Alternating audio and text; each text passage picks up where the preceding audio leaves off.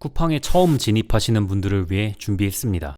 진입하시기 전에 정산 주기와 함께 여기에 제품 정보를 입력하면 단순한 나이, 성별이 아니라 라이프 스타일, 소비 패턴, 구매 동기까지 반영한 가상의 타겟 프로필들이 출력이 되는데요. 광고비 때문에 거의 역마진인 것 같아요. 저는 탈팡이 목표입니다. 쿠팡은 판매자가 아닌 구매자와 자기 이익만 생각해요. 매출 1억이 나오면 묶여있는 돈은 대충 한 2억 정도가 필요하죠. 점점 옥죄는 느낌이 들어요. 내가 진짜 돈을 벌고 있긴 한 건가? 카테고리에서 잘 팔고 있는데 쿠팡에서 PB 상품으로 출시를 해버렸더라고요. 그 제품들은 다 상위 노출되고 제 건 순위가 점점 내려가고. 쿠팡이 직원들을 동원해 이 PB 상품들의 만점짜리 상품평을 몰아준 의혹이 제기됐습니다. 안녕하세요. 제가 오늘 처음으로 쿠팡 이야기를 다뤄보려고 합니다. 쿠팡을 계속 해야 될지 접어야 될지 고민 중이신 분들이 계시다면 오늘 영상이 도움이 되실 거라 생각해요. 쿠팡에만 의존하고 계신 분들은 플랫폼을 다각화할 수 있는 방법에 대해 얘기를 해보고, 또 처음 쿠팡에 진입하시는 분들은 가장 중요하게 고려해야 될 점에 대해 얘기를 해볼게요. 초보자분들은 이런 플랫폼의 특성을 이해하고 시작하시면 내 상황에 맞게 전략적으로 이커머스를 시작할 수 있을 거라 생각합니다. 그럼 시작할게요.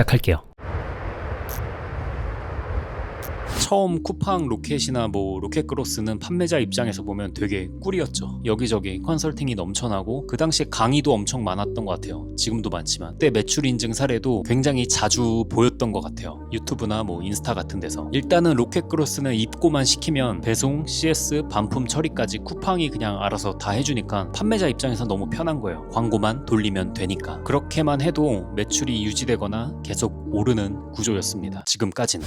근데 쿠팡이 PB 브랜드, 즉 공곰, 탐사 같은 자체 브랜드를 공격적으로 내세우기 시작해요.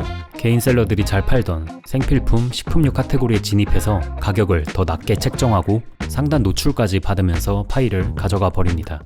이들은 모두 마스크와 라텍스 장갑 같은 쿠팡 PB 상품들에 집중적으로 만점 상품평을 남겼습니다. 쿠팡의 구조 자체가 사실상 마케팅을 몰라도 어느 정도 매출을 만들어낼 수 있었기 때문에 진입 문턱이 낮아서 신규 셀러들도 엄청나게 유입이 됐습니다. 근데 이 구조가 언제까지 지속 가능할까요? 두 번째 문제는 정산 구조입니다. 예전부터 쿠팡은 업계 평균보다 정산이 늦다는 지적이 있었어요. 항상 있던 일이죠. 로켓은 최대 60일, 윙이나 로켓그로스 입점 셀러는 주정산, 월정산 옵션이 존재합니다. 예를 들어 8월 1일부터 7일까지 일주일 동안 판매한 금액이 1000만 원이라고 치면 1000만 원의 70%는 15영업일 이후에 받을 수 있습니다. 주말 휴일 빼고 근무일 기준으로 15영업일이니까 9월 1일날 정산을 받게 되는 거죠. 나머지 30%는 10월 1일날 정산을 받게 돼요. 매출 금액을 깔아두는 느낌이죠. 월정산도 크게 다르지 않습니다.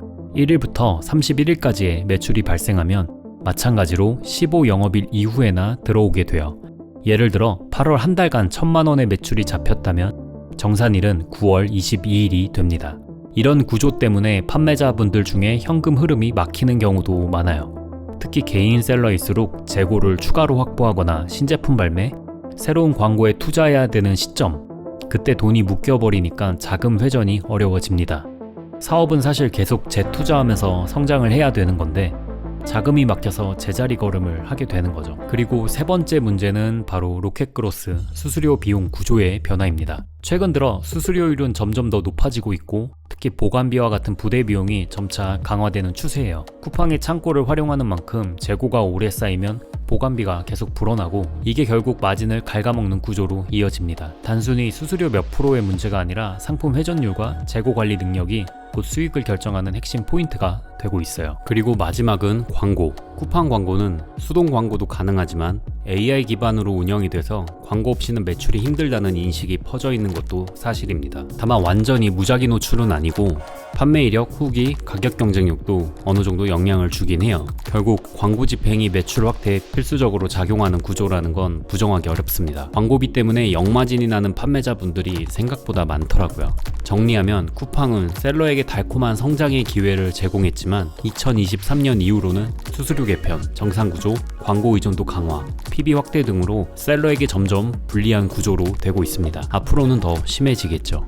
그럼 우린 쿠팡을 접어야 되나?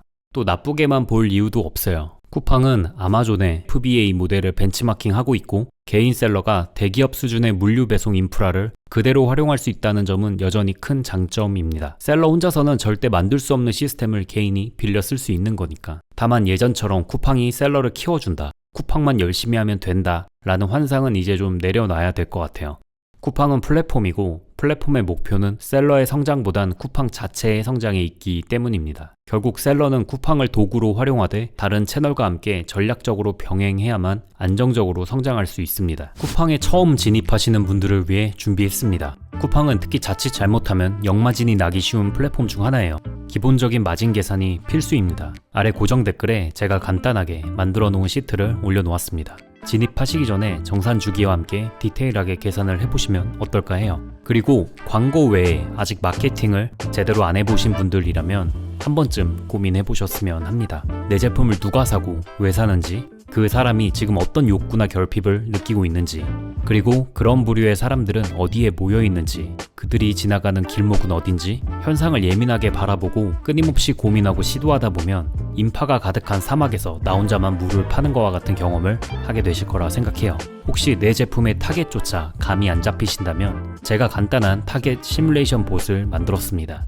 여기에 제품 정보를 입력하면 단순한 나이, 성별이 아니라 라이프 스타일, 소비 패턴, 구매 동기까지 반영한 가상의 타겟 프로필들이 출력이 되는데요. 이걸 통해 누가 내 제품을 필요로 할까? 라는 막연함에서 벗어나고 어떤 고객군에 어떤 메시지를 던질지, 어떤 스토리텔링과 마케팅 포인트가 먹힐지 방향을 잡을 수 있을 것 같아요. 또 이 캐릭터가 돼서 실제 내 제품을 바이럴하는 글을 쓸 수도 있고 카페에 여러 가지 질문을 해서 시장 조사를 할 수도 있겠죠.